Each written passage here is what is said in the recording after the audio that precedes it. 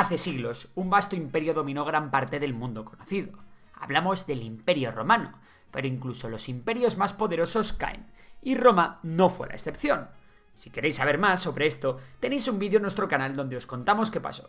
Sin embargo, la influencia del Imperio Romano no desapareció. Su legado en derecho, política y cultura ha perdurado a lo largo del tiempo. Siglos después, cuando un grupo de colonos en América del Norte luchaba por independizarse del dominio británico y construir una nueva nación, miraron hacia Roma en busca de inspiración. Los padres fundadores de Estados Unidos estudiaron detenidamente la historia de la República Romana para diseñar su propio sistema de gobierno y establecer los principios que definirían su país. Esperad, tened paciencia. Os contamos todo esto para que luego entendáis lo que os queremos explicar.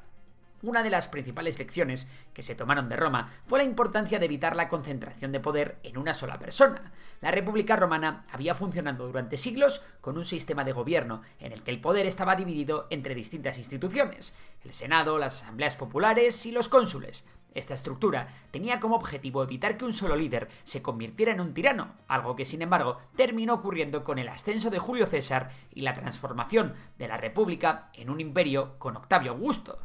Aprendiendo de ese error, los fundadores de Estados Unidos crearon un sistema de gobierno basado en la separación de poderes, asegurando que ninguna rama del gobierno pudiera volverse demasiado poderosa. El gobierno de Estados Unidos se estructuró en 3 poderes principales, siguiendo una lógica similar a la de la antigua Roma: el poder legislativo, representado por el Congreso y dividido en 2 cámaras; el poder ejecutivo, encabezado por el presidente, similar a los cónsules romanos; y el poder judicial, encabezado por la Corte Suprema. Pero la influencia de Roma no solo se reflejó en la estructura del gobierno.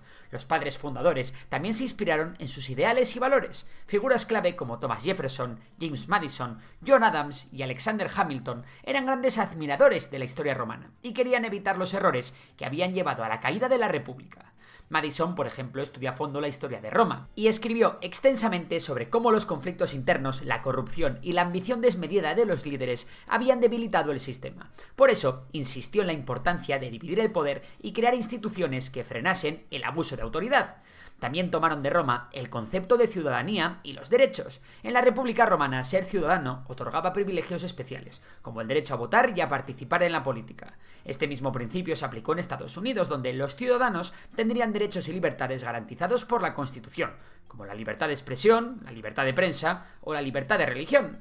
Vale, y ahora, ¿todo esto qué tiene que ver con el actual Estados Unidos? Pues mucho, porque el Imperio Romano cayó y Estados Unidos puede pasar de ser una gran potencia mundial a quedarse relegado a un segundo plano e influir menos en la geopolítica mundial. Vamos a comparar las causas que llevaron a la caída del Imperio Romano con lo que está ocurriendo en Estados Unidos. Primero, uno de los principales factores que contribuyó a la caída de Roma fue la presión externa que ejercieron las tribus bárbaras sobre sus fronteras. Con el tiempo, esos pueblos bárbaros, como los visigodos, los vándalos o los hunos, fueron demasiado para las ya débiles defensas del Imperio Romano. Este empuje constante desde fuera desbordó las capacidades del imperio para mantener la estabilidad, tanto militar como económicamente, lo que al final llevó al colapso del imperio. Ahora bien, ¿dónde encaja esto en el contexto del Estados Unidos de hoy? Aunque la situación no sea una invasión militar al estilo clásico, Estados Unidos se enfrenta a un fenómeno que podría compararse en cierto modo a esta presión externa: la inmigración masiva. En los últimos años ha habido un flujo grande de personas provenientes de Centroamérica, África, Asia y otras partes del mundo buscando mejores oportunidades o huyendo de situaciones de violencia y pobreza. Al igual que el Imperio Romano tuvo que lidiar con la llegada de pueblos extranjeros a sus territorios, Estados Unidos se enfrenta al desafío de gestionar estas grandes oleadas migratorias. Y, por ejemplo, ¿qué ha hecho el gobierno actual de Trump ante esto? Su discurso se ha centrado en la necesidad de cerrar las fronteras, construir muros y frenar esta supuesta invasión. Sin embargo, aunque Trump defiende las deportaciones masivas como solución al crimen organizado, el problema real es que en Estados Unidos hay una escasez de mano de obra, lo que puede hundir la competitividad laboral de la mayor economía del mundo. De hecho, esto ya está empezando a pesar en la agricultura. Al igual que los romanos en Estados Unidos, esa mano de obra tan necesaria viene desde fuera de sus propias fronteras.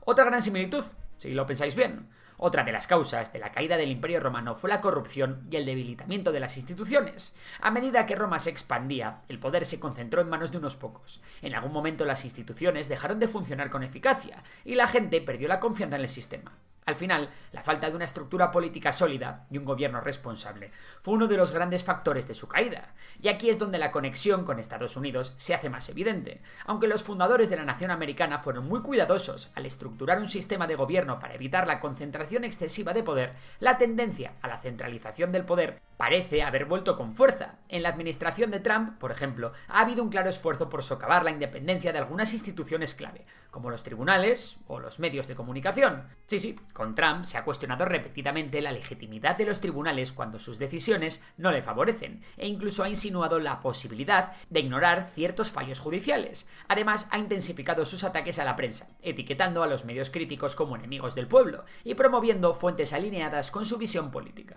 Paralelamente, también se ha visto un aumento de la influencia de intereses particulares sobre las decisiones gubernamentales. Todo esto, por no hablar de la presión que Donald Trump ejerce sobre la Reserva Federal, una institución, en principio, independiente.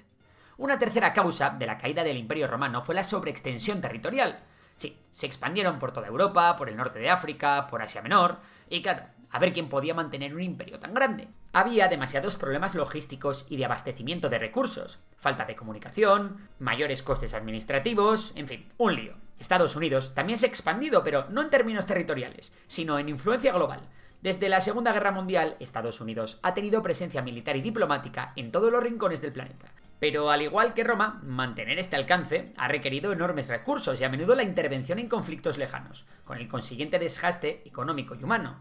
Trump ha intentado mitigar estos gastos. ¿Cómo? Pues, por ejemplo, congelando la ayuda a la cooperación internacional. También ha presionado a los aliados europeos miembros de la OTAN para que estos aumenten su gasto en defensa y ha amenazado con reducir la participación estadounidense en la organización. Y también ha cerrado USAID, una agencia que tiene programas de ayuda humanitaria por todo el mundo.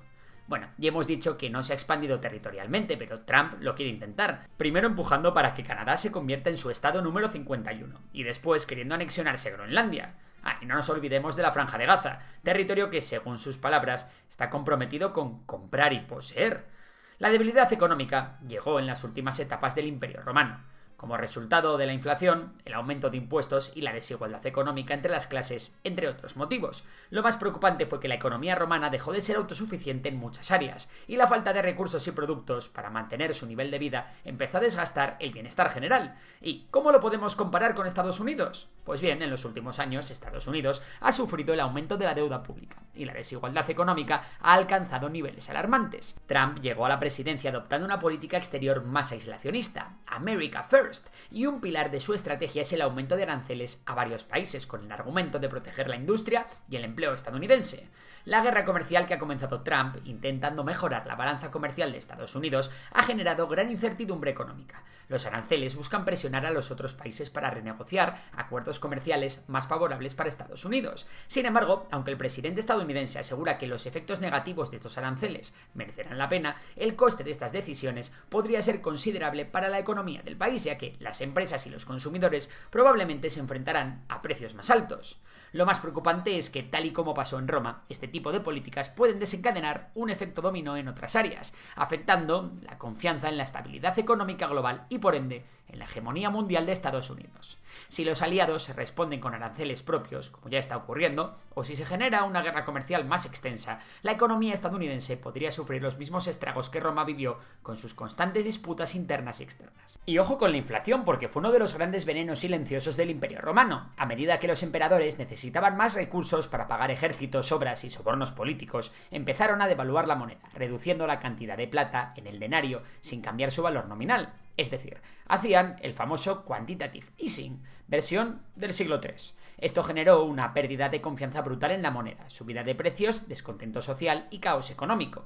El paralelismo con Estados Unidos aparece cuando la Reserva Federal imprime grandes cantidades de dinero, especialmente tras crisis como la del 2008 o la pandemia del COVID, para mantener la economía así a flote.